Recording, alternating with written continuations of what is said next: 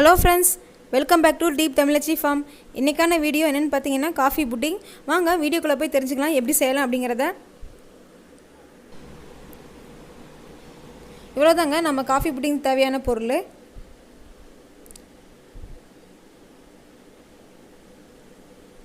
First அடுப்புல ஒரு pan வெச்சுக்கோங்க. நான் ஸ்டிக் pan-ஆ இருந்தா ரொம்ப நல்லது. அதுல 1 கப் பால் ஊத்திக்கலாம்.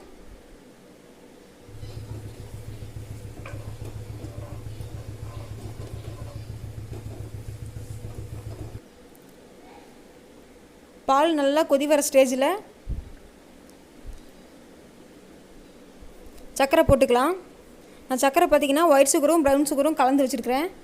அதுதான் 1 கப்பு போட்டுக்கிறேன்.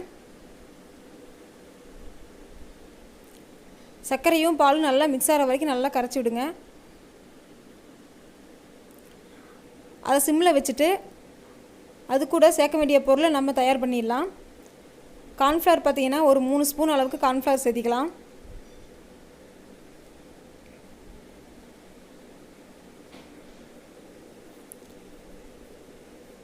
தண்ணியில் நல்லா கட்டி இல்லாமல் கரைச்சி வச்சுக்கலாம். நான் ஸ்பூனில் அரை ஸ்பூன் தான் எடுத்துங்க, மொத்தம் 4 ஸ்பூன் எடுத்துருக்கிறேன். அடுத்து காஃபி புட்டிங்க்கு காஃபி பவுட்ரு வேணும். காஃபி பவுட்ரும் பார்த்திங்கன்னா நம்ம தண்ணியில் கரைச்சி வச்சுக்கலாம். நீங்கள் காஃபி பவுட்ரு எது வேணாலும் யூஸ் பண்ணிக்கலாம்.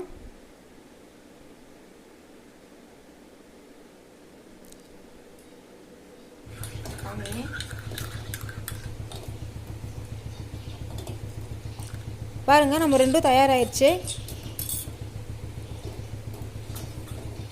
ஃபஸ்ட்டு நம்ம காஃபி பவுடர் கலந்து வச்சோம் இல்லையா, அதை நம்ம சேர்த்திக்கலாம்.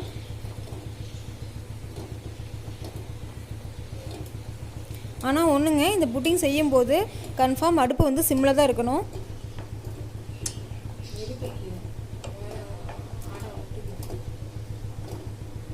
நல்லா கரைச்சி விட்டுட்டு அடுத்து நம்ம கார்ன்ஃப்ளவர் சேர்த்திக்கலாம்.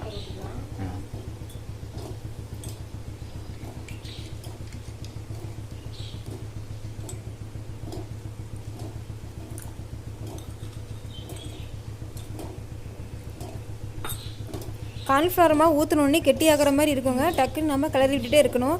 கை விடாமல் கிளறி விடுங்க. அடுப்பு சிம்மிலேயே இருக்கட்டும், நம்ம கை விடாமல் கலந்துகிட்டே இருக்கலாம். ஒரு 5 நிமிஷம் போல் கலந்து விட்டீங்க அப்படின்னா இந்த மாதிரி வந்துடும். நல்லா க்ரீமியாக கிடைக்கும். இந்த ஸ்டேஜில் ஏலக்காய் தூள் கூட நீங்கள் சேர்த்திக்கலாம். நான் இப்போ ஏலக்காய் தூள் சேர்த்திக்கல. அடுத்து நான் பவுல் எடுத்துக்கிறேன். பவுல் ஃபுல்லாக உள்ள நெய் தடவி விட்டுருக்கிறேன். நெய் தடவிட்டு அதில் நம்ம புட்டிங் மிக்சரை ஊற்றிட்டு ஃப்ரிட்ஜில் ஒரு 3 மணி நேரம் வச்சுருக்கலாம். ஒரு 3-4 மணி நேரம் வச்சுருங்க. அதுக்குள்ளே அது செட் ஆயிரும். பாருங்கள் ஃப்ரெண்ட்ஸ், நான் 3 மணி நேரத்துக்கு அப்புறம் எடுத்துகிட்டு வந்துட்டேன். இது துளி கூட ஒட்டாமல் தான் வரும், ஏன்னா நம்ம நெய் தடவி விட்டுருக்கோம்.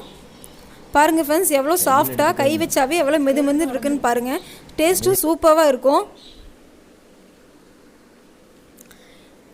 இதே மாதிரியான ஸ்வீட்டு வீட்டில் குழந்தைங்க ரொம்பவே விரும்புவாங்க.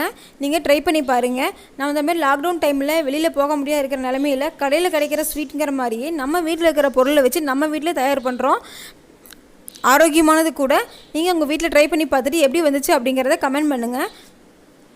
சேனலை சப்ஸ்கிரைப் பண்ணுங்கள், லைக் பண்ணுங்கள், பக்கத்தில் இருக்கிற பெல் சிம்பிளை டச் பண்ணுங்கள். அப்போ தான் நாங்கள் போடுற வீடியோ உங்களுக்கு தவறாமல் வந்து சேரும்.